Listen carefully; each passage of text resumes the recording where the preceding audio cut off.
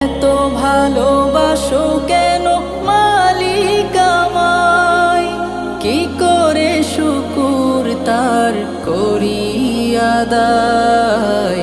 এত ভালোবাসো কেন মালিক আমায়, এত ভালোবাসো কেন মালিক আমায়।